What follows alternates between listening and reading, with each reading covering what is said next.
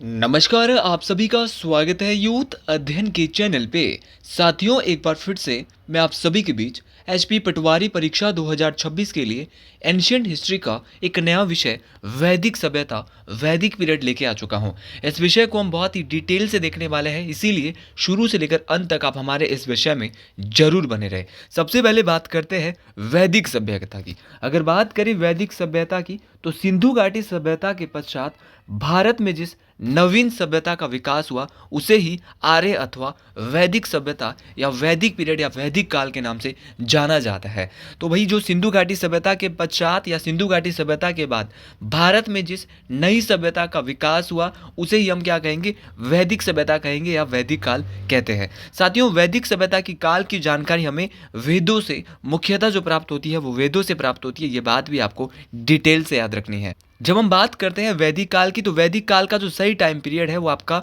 1500 BC से 600 ईसा पूर्व है। ये बात आपको डिटेल से याद रखना है। तो 1500 ईसा पूर्व से 600 ईसा पूर्व के बीच कई बार क्वेश्चन पूछा गया है कि वैदिक काल का समय क्या है, तो बोलेंगे 1500 बीसी से 600 बीसी जो है वो क्या है, आपका वैदिक काल का समय है। बोले तो 1500 ईसा पूर्व से 600 ईसा पूर्व आपका वैदिक काल का समय। वैदिक काल को दो भागों में बांटा गया है। एक है आपका ऋग्वेदिक काल। बहुत बार एक सीधा क्वेश्चन पटवारी में आ सकता है कि ऋग्वेदिक काल का समय क्या था और उत्तर वैदिक काल का समय था। तो ऋग्वेदिक काल का समय था 1500 से 1000 बीसी या 1500 ईसा पूर्व से 1000 ईसा पूर्व आपका ऋग्वेदिक काल का समय था। और ऋग्वेदिक काल की जो जानकारी है हमें कहाँ से मिलती है, ऋग्वेद से मिलती है। दूसरा था आपका उत्तर वैदिक काल। उत्तर वैदिक काल का जो समय था वो आपका 1000 ईसा पूर्व से 600 ईसा पूर्व था। ये क्वेश्चन कई बार परीक्षाओं में पूछा जा चुका है। साथियों, अगर बात करें उत्तर वैदिक काल की तो उत्तर वैदिक काल की जानकारी हमें तीन वेद यजुर्वेद, सामवेद और अर्थवेद से मिलती है। अगर आप भी एचपी पटवारी परीक्षा की तैयारी कर रहे हैं, आप भी एक मिडिल क्लास फैमिली से है, तो आप जुड़िए हमारे साथ मात्र और मात्र 499 रुपीज़ मंथ में। हम देंगे आपको मात्र 499 रुपीज़ मंथ में लाइव प्लस रिकॉर्डेड क्लासेस। जो क्लास लाइव रहने वाली है उस क्लास को आप रिकॉर्डेड भी देख सकते हैं और बहुत ही बेहतरीन क्लासेस आपको हमारी मिलने वाली है। तो अगर आप हमारे बैच के साथ जुड़ना चाहते हैं तो आप 7876145409 इस नंबर पे कांटेक्ट कर सकते हैं और हमारे बैच का हिस्सा बन सकते हैं। तो आपको याद रखना है कि जो वैदिक काल है उसका समय था 1500 से 600 ईसा पूर्व। लेकिन वैदिक काल आगे दो भागों में बटा था।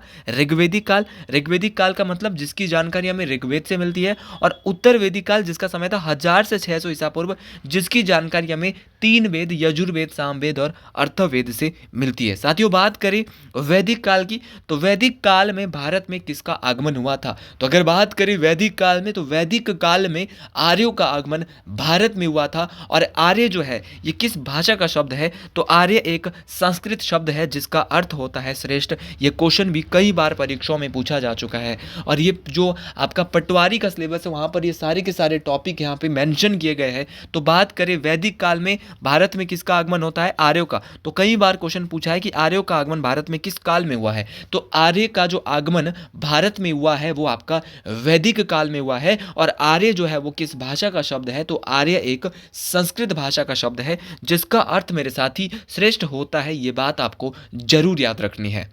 अब कई लोगों का या कई इतिहासकारों का मानना है कि आर्य कहाँ से आए थे, कि उनका मूल निवास स्थान कहाँ पे था, और ये क्वेश्चन कई बार परीक्षाओं में पूछे गए हैं। अगर बात करें मैक्स मूलर, अब मैक्स मूलर साहब का कहना था कि जो आर्य लोग हैं वो आपके मध्य एशिया से आए हैं। उसी प्रकार आपका दयानंद सरस्वती का जी का कहना था कि आर्य लोग कहाँ से आए, तिब्बत से आए हैं।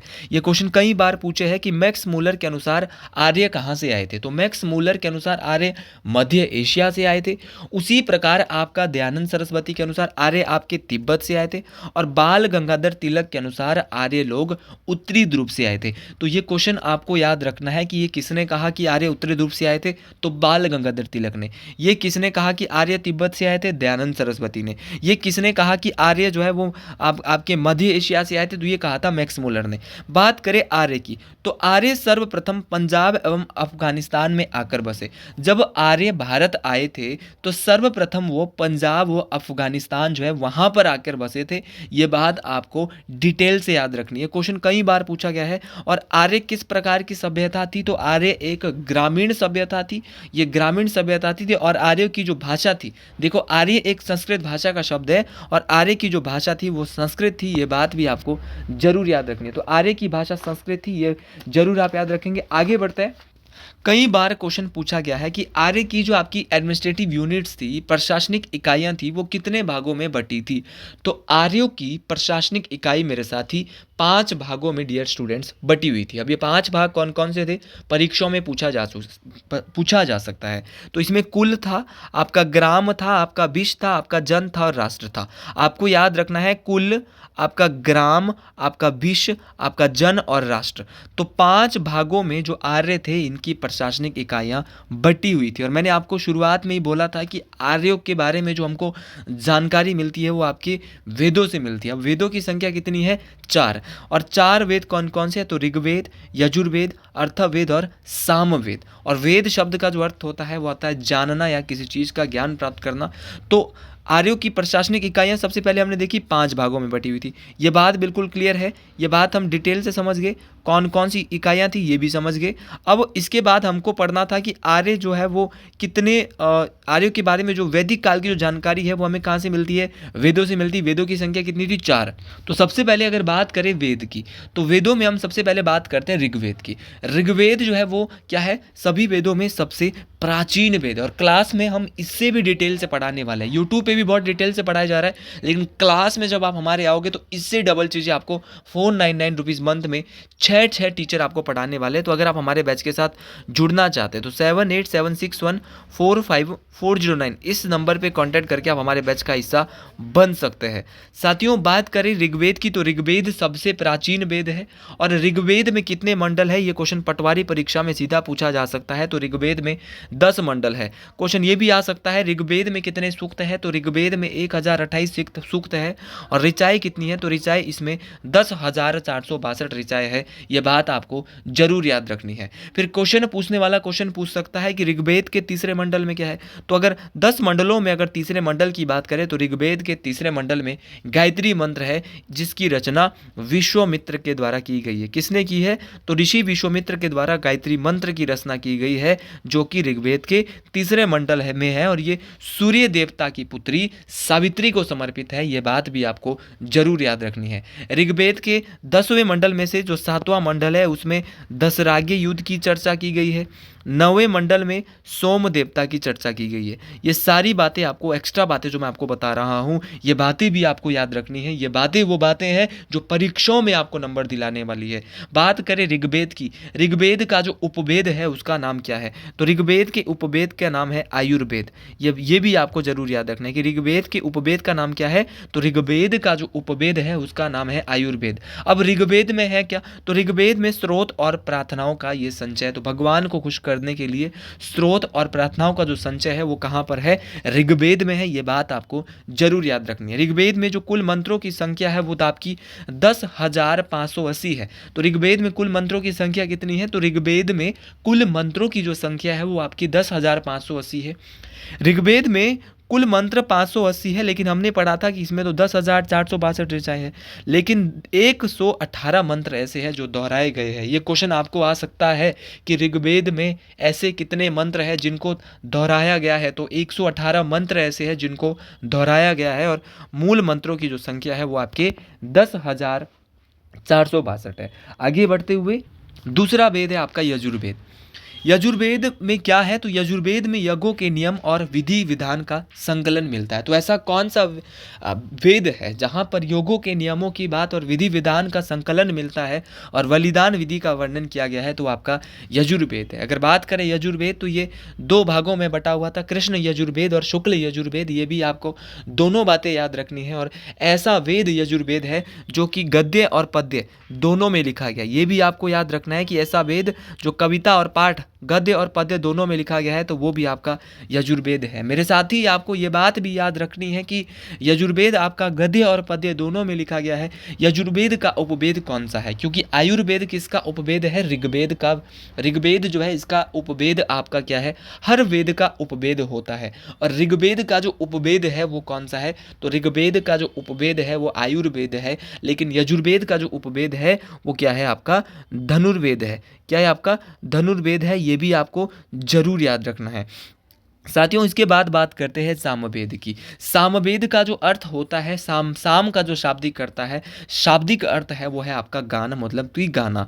बात करें इसे भारतीय संगीत का जनक, तो कई बार ये क्वेश्चन पूछा गया है कि भारतीय संगीत का जनक किस वेद को कहा जाता है, तो भारतीय संगीत का जो जनक है वो आपका सामवेद को कहा जाता है। और सामवेद में जो है इसमें संगीतमय स्रोत का वर्णन है। तो किस वेद में संगीतमय स्रोत का वर्णन है, तो वो आपका सामवेद में है। ये बात आपको जरूर याद रखनी है, बेहतरीन तरीके से याद रखनी है कि साम का शाब्दिक अर्थ होता है गाना, और सामवेद ऐसा वेद है जहाँ जिसको संगीत का जनक कहा जाता है। और संगीत के जो 7 स्वर मेरे साथी है वो कहाँ से लिए गए हैं, वो आपके सामवेद से लिए गए हैं। और याद रखना है इसमें संगीतमय स्रोत का भी डिस्क्राइब किया गया है, उसका वर्णन भी किया गया है। अगला वेद है हमारा अर्थवेद, लेकिन हमने सामवेद का उपवेद नहीं पढ़ा। अगर बात करें सामवेद के उपवेद की, तो सामवेद का उपवेद जो है आपका कौन सा है, गंधर्व वेद है। आपको ये बात याद रखनी है कि सामवेद का उपवेद है गंधर्व वेद। ऋग्वेद का आयुर्वेद है,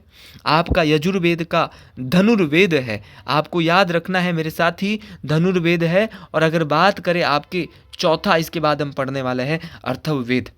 तो जब भी बात करते हैं अर्थवेद की, तो अर्थवेद की रचना किसके द्वारा की गई है, तो अर्थवेद जो है वो अर्थवा ऋषि के द्वारा रचित है। अगर बात करें अर्थवेद की, तो इसमें टोटल कितने मंत्र है, ये क्वेश्चन कई बार पूछा गया है। तो इसमें कुल 731 मंत्र है और लगभग 6000 पद्य है। अर्थवेद का जो संबंध है वो चिकित्सा, तंत्र, मंत्र और वशीकरण से है। ये क्वेश्चन आपको याद रखना है कि अर्थवेद का संबंध किससे है, तंत्र, मंत्र और वशीकरण से है मेरे साथी। लेकिन क्वेश्चन पूछने वाला क्वेश्चन आपसे ये पूछ सकता है कि जादू टोने आदि से संबंधित वेद कौन सा है, अर्थवेद है। अर्थवेद के उपवेद की अगर मैं बात करता हूं, तो अर्थवेद का जो उपवेद है वो कौन सा है, तो अर्थवेद का जो उपवेद है वो है आपका शिल्प वेद। कौन सा है, आपका शिल्प वेद। तो शिल्प वेद किसका उपवेद है, तो शिल्प वेद जो है आपका अर्थवेद का उपवेद है। और मैंने आपको चारों के चारों वेदों के उपवेद भी बताए हैं। ये सारे क्वेश्चन आपको परीक्षाओं में पूछे जा सकते हैं। अब भैया बात करें आपके वेदों की। वेदों की संख्या 4 है। कई बार टेट परीक्षाओं में और आपका जो पटवारी परीक्षा है वहाँ पे बहुत आसान क्वेश्चन आ सकता है कि पुराणों की संख्या कितनी है। देखो, पुराणों की संख्या 18 है और सभी पुराणों में 18 पुराणों में जो सबसे मुख्य पुराण है वो आपका मत्स्य पुराण है, जो कि सबसे प्राचीन पुराणों में से एक है। उसी प्रकार आपका उपनिषद कितने हैं, उपनिषद 108 है, लेकिन 108 के 108 उपनिषद नहीं पढ़े जा सकते। साथियों, यहाँ से एक क्वेश्चन आता है कि उपनिषद जो ये शब्द हमने पढ़ा इसका मतलब क्या होता है। तो उपनिषद शब्द का अर्थ कई बार आपके एक दिवसीय परीक्षाओं में पूछा जा चुका है। तो उपनिषद शब्द का जो अर्थ होता है वो होता है गुरुओं के पास बैठना, या गुरुओं के समीप, या गुरुओं के नज़दीक बैठना। उपनिषद शब्द का जो है वो शाब्दिक अर्थ है। ये बात आपको जरूर याद रखनी है। उपनिषदों में अगर मैं बात करूं मुंडोक उपनिषद की, तो मुंडक उपनिषद या मुंडोक उपनिषद वो उपनिषद है जहां से एक शब्द लिया गया है जिसका नाम है सत्यमेव जयते। तो सत्यमेव जयते कहाँ से लिया है, तो मेरे साथी अगर बात करें सत्यमेव जयते की, तो सत्यमेव जयते जो आपका कहाँ से लिया गया है, तो सत्यमेव जयते आपका जो है वो मुंडोक उपनिषद से लिया गया है। ये बातें आपको जरूर याद रखनी है। मोस्ट इंपॉर्टेंट तरीके से आपको ये बातें याद रखनी है कि सत्यमेव जयते कहाँ से लिया है, मुंडोक उपनिषद से लिया है। ये मोस्ट इंपॉर्टेंट है। ये वो बातें हैं जो परीक्षाओं में आपको नंबर दिला सकती है। अब बात करते हैं इसके बाद वेदांग की। वेदांग की संख्या कितनी है, तो वेदांग भी कई बार परीक्षाओं में पूछा गया है। तो वेदांग की संख्या आपकी 6 है। कौन कौन से वेदांग होते हैं, तो शिक्षा एक वेदांग है, कल्प एक वेदांग है, व्याकरण एक वेदांग है, ज्योतिष है, छंद है और निरुक्त है। ये भैया आपका निरुक्त है, ये निस्वत नहीं है, ये क्या है आपका निरुक्त, आपको याद रखना है। तो आपको याद रखना है शिक्षा, कल्प, व्याकरण, ज्योतिष, छंद और निरुक्त, ये आपके कितने हैं, आपके 6 वेदांग है। अगर बात कर ऋग्वेदिक काल की, तो ऋग्वेदिक काल में का जो समाज है वो आपका 4 वर्णों में बटा हुआ था। अब आप बोलेंगे कि कैसे कैसे 4 वर्णों में बटा हुआ था? तो ये जो बटा हुआ था आपका ऋग्वेदिक काल का जो समाज आपका जो 4 वर्णों में बटा हुआ था, वो कैसे कैसे बटा हुआ था? तो ये था आपका ब्राह्मण लोग थे, ब्राह्मण के अलावा आपका क्षत्रिय थे, क्षत्रिय के अलावा आपका वैश्य था और आपका शूद्र था। ऋग्वेद का जो 10वां मंडल है वहाँ पर पुरुष सूक्त की बात की गई है और वहाँ पर ये बताया गया है, कि जो भैया कि ब्रह्मा के मुख से कौन आए? तो ब्रह्मा के मुख से आपके ब्राह्मण की उत्पत्ति हुई है, आपके उसके बाद भुजाओं से क्षत्रिय आए हैं, तीसरे नंबर पे वैश्य है और चौथे पे शूद्र है। लेकिन ऋग्वेदिक काल की जो वर्ण व्यवस्था थी, समाज था, वर्ण व्यवसाय के आधार पर निर्धारित किया गया था। ये क्वेश्चन कई बार पूछा गया है कि ऋग्वेदिक काल में जो समाज है वो किस आधार पर निर्धारित था? तो वर्ण व्यवसाय के आधार पर, मतलब कि जो उनका व्यवसाय था उसी आधार पे, कोई ब्राह्मण था तो वो ब्राह्मण बनता था, कोई वैश्य था वो वैश्य का काम, कोई क्षत्रिय था तो वो क्षत्रिय बनता था। तो जो उसका व्यवसाय था उसी आधार पर ऋग्वेदिक काल में जो समाज है वो निर्धारित किया गया था। इसके बाद बात करते हैं ऋग्वेदिक काल के देवता कौन कौन से थे। तो इसके बाद बात करें ऋग्वेदिक काल के, वैदिक काल के देवताओं की। तो वैदिक काल की देवताओं में सबसे प्रमुख जो देवता थे वो इंद्र भगवान थे। इंद्र भगवान वही जिनको पुरंदर भी कहा जाता था। ये आर्यों के वैदिक काल में सर्वाधिक प्रिय देवता माने जाते थे। तो वैदिक काल के सबसे प्रिय देवता और आर्यों के सबसे प्रिय देवता कौन थे? तो वो आपके इंद्र भगवान थे। वही बात करें इन्हें युद्ध एवं वर्षा का देवता, तो याद रखना कि युद्ध एवं वर्षा का देवता किसे कहा जाता था? इंद्र भगवान को कहा जाता था। और इन्हें पुरंदर भी कहा जाता था, दसयून भी कहा जाता था। तो पुरंदर के अलावा दसयून भी कहा जाता था, आपका पुरंदर भी कहा जाता था। तो ये किसको कहा जाता था? इंद्र भगवान को कहा जाता था। ये बातें आपको जरूर याद रखनी है। उसी प्रकार आपका वैदिक काल में आग के देवता कौन थे? तो आग के देवता तो आपको अग्नि थे, ये तो सबको पता है। वरुण देवता आपके वायु के देवता थे, आपके सोम देवता आपके जंगल के देवता थे, आपके तूफान के देवता आपके मारुत थे और आपके सबसे क्रोध वाले, जिनको सबसे ज्यादा गुस्सा आता था, वो आपके रुद्र थे। तूफान के देवता वैदिक काल में मारुत थे, आपके सोम आपके जंगल के देवता थे, वरुण देवता आपके वायु के देवता थे, अग्नि के देवता आपके अग्नि जो आपकी आग की देवता थी और सबसे प्रिय देवता जो आपके इंद्र भगवान थे, जिनको दस्युन अथवा पुरंदर भी कहा जाता था। ये बात आपको जरूर याद रखनी है। साथियों, ये टॉपिक बहुत इंपॉर्टेंट है और आप पटवारी परीक्षा की अगर तैयारी कर रहे हैं और यूथ अध्ययन चैनल को फॉलो कर रहे हैं तो ये वीडियोज आपको बहुत काम आने वाली है। ये वीडियोज आपको नंबर दिलाने वाली वीडियोज मैं आपको करवा रहा हूँ, इसीलिए आप सारे वीडियोज को फॉलो करें। इन वीडियोज़ को अपने दोस्तों तक, जितने भी आपके दोस्त हैं उन सभी तक शेयर करें। एक मिडिल क्लास फैमिली के लिए, भाई बहन के लिए जो एक क्लासेज है, जो कोचिंगों में जाके हज़ारों रुपए फीस नहीं भर सकते, उनके लिए मैं बहुत अच्छे अच्छे टॉपिक यूट्यूब के माध्यम से तैयार कर रहा हूँ ताकि उनका बेस क्लियर हो सके। देखो, ये टॉपिक बेस को क्लियर करवाने वाले हैं और अगर आप हमारी क्लासेस को ज्वाइन करेंगे 499 रुपीज़ मंथ में, और अगर आप इतने भी नहीं दे सकते, आपकी फाइनेंशियल हालत बहुत ख़राब है, तो आप मेरे को हमारे ऑफिशियल नंबर पे कांटेक्ट कर सकते हैं और अपनी प्रॉब्लम बता सकते हैं। मैं आपको इसमें भी आपके लिए यहाँ पे कंसेशन देने के लिए तैयार हूँ। लेकिन आप तैयार हो जाइए पढ़ने के लिए। हमारा मकसद है कि हर एक भाई बहन तक बहुत अच्छी एजुकेशन हिमाचल के अंदर पहुँचे ताकि वो बच्चा पढ़े। इसके बाद ऋग्वेदिक काल की नदियों की बात करते हैं। ऋग्वेदिक काल की नदियों में हम एक तरफ प्राचीन नाम रख रहा हूँ, एक तरफ आधुनिक नाम रख रहा हूँ। तो ऋग्वेदिक काल में शुतुद्री नदी को, जो ऋग्वेदिक काल में सतलुज नदी को किस नाम से जाना जाता था? शुतुद्री के नाम से। चिनाब नदी को किस नाम से? अस्किनी के नाम से। ब्यास नदी को विपाशा के नाम से। काबुल नदी को कुबा नदी बोला जाता था। गंडक नदी को सधानीरा नदी बोला जाता था। एक स्वात नदी होती थी, उसको सुवस्तु बोला जाता था। रावी नदी को पुरुषणी बोला जाता था। आपका झेलम नदी को वित्सता बहुत बार आपको ये क्वेश्चन आया है। आपका घग्गर नदी को सरस्वती नदी बोला जाता था और कुर्रम नदी को क्रीमू नदी बोला जाता है। क्रीमू। तो आपको ये सारे के सारे याद रखने हैं कि किस नदी को किस नाम से जाना जाता था। तो अस्किनी को चिनाब, विपाशा, ब्यास को विपाशा को, काबुल को कुबा नाम से, गंडक को सदानीरा, स्वात को सुवस्तु, रावी को पुरुषुनी, आपका झेलम को वित्सता के नाम से, घग्गर को सरस्वती के नाम से, कुर्रम को क्रीमू के नाम से। तो ये सारी बातें आपको जरूर इंपॉर्टेंट तरीके से याद रखनी है मेरे साथी। अब बात करते हैं वैदिक काल में 6 दर्शन भी हुआ करते थे। नदियाँ तो हमने देख ली कि किस नदी को किस नाम से जाना जाता था। वेद और उपनिषद को पढ़कर ही 6 ऋषियों ने अपना दर्शन जो है वो वैदिक काल में गढ़ा था, जिसे भारत में षड दर्शन भी कहा जाता है। तो षड दर्शन क्या है?